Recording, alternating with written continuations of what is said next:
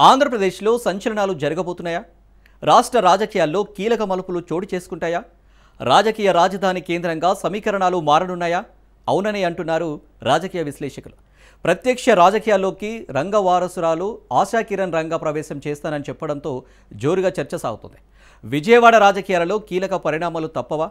ఆ సామాజిక వర్గం వంగవీటి బిడ్డపైనే ఆశలు పెట్టుకుందా? వంగవీటి రంగ ఆశయాల్ని కుమార్తె ఏమాత్రం నెరవేర్చగలదు? వంగవీటి రాధ ఆదరణ తగ్గిందా? అందుకే ఆడబిడ్డను తెరపైకి తీసుకొచ్చారా?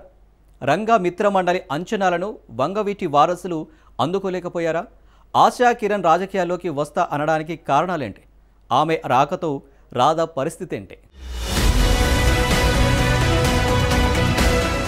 బెజవాడలో నయా రాజకీయం. రాజకీయాల్లోకి వంగవీటి రంగ కుమార్తె ఆశా కిరణ్ దారిపై సర్వత్రా ఉత్కంఠ. వంగవీటి రంగ ఈ పేరు చెప్తే తెలుగు రాష్ట్రాల్లో తెలియని వారంటూ ఎవరు ఉండరు. గల్లీ నుంచి ఢిల్లీ వరకు రంగా పేరు చెప్తే అందరికీ ఠక్కున గుర్తొచ్చేది బెజవాడ.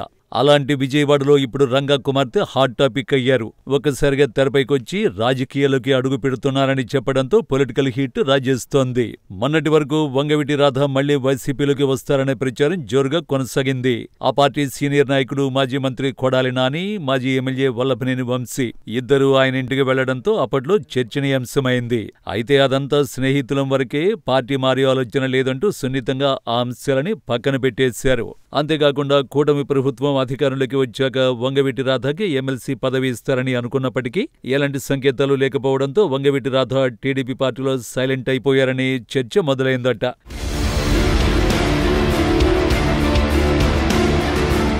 ఒకవైపు వంగవీటి రాధ విదేశీ పర్యటనలో ఉన్నారు. ఇంకోవైపు వంగవీటి రంగ కుమార్తె రాజకీయ ప్రవేశమంటూ జరుగుతున్న ప్రచారం ప్రాధాన్యతను సంతరించుకుంది. విజయవాడ బందర్ రోడ్డులో రంగ విగ్రహానికి పూలమాల వేసి నివాళులర్పించిన అనంతరం ఆశా కిరణ్ బాంబు పేల్చారు. తన రాజకీయ అరంగేట్రంపై మనస్సులో మాటని మీడియా ద్వారా తెలియచేశారు. వంగవీటి రంగ కుమార్తె రాజకీయాలకు వస్తా అని మాత్రమే చెప్పారు, కానీ రాజకీయ ప్రవేశం చేస్తే ఏ పార్టీలోకి వెళతారు అనేది ప్రకటించలేదు. అయితే ఇప్పుడు ఆశా కిరణ్ ఏ పార్టీలోకి వెళ్లబోతారు అనే అంశం రాష్ట్ర రాజకీయాల్లో హాట్ టాపిక్ గా మారిందట. మొత్తం మీద వంగవీటి కుటుంబం నుండి మరొకరు రాజకీయాల్లోకి వస్తున్నారనే చర్చ ఇప్పుడు రాజకీయ వర్గాలలో ఆసక్తిని రేకెత్తిస్తోంది.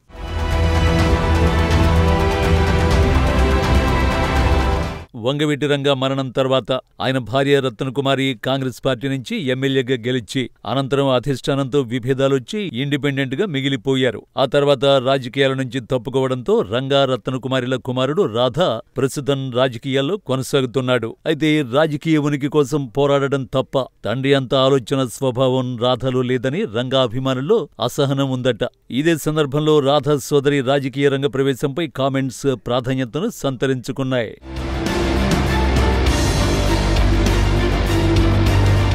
దివంగత నేత వంగవీటి మోహన రంగ కుటుంబం ఆంధ్రప్రదేశ్ రాష్ట్ర రాజకీయాల్లో కేంద్ర బిందువుగా మారబోతుందనే చర్చ మొదలైంది. రంగా వారసురాలిగా కుమార్తె ఆశా కిరణ్ రాజకీయాల్లోకి ఆకస్మిక ఎంట్రీతో ఏ పార్టీ ఓన్ చేసుకోబోతుందనే ఆసక్తి నెలకొంది. ఇప్పటికే అన్న రాధాకృష్ణ టీడీపీలో ఉండగా వంగవీటి కుటుంబంలో ఒకరు వైసీపీలో ఉన్నారు. ఇక మిగిలింది జనసేన బీజేపీలోకి మాత్రమే వంగవీటి కుటుంబం అడుగు పెట్టాల్సి ఉందని అందరూ చర్చించుకుంటున్నారట.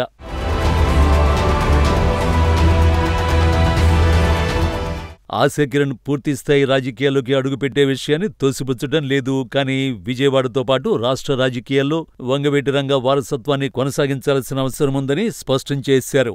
ఆ బాధ్యతను తీసుకుంటారా అని అడిగిన ప్రశ్నకు నవ్వుతూ మరోసారి మాట్లాడుతానని చెప్పారు. మొత్తానికి 2029 ఎన్నికల్లో వంగవీటి రంగ కుమార్తె ఆశా కిరణ్ ఏ పార్టీ నుంచి చక్రం తిప్పబోతారో వేచి చూడాల్సిందే.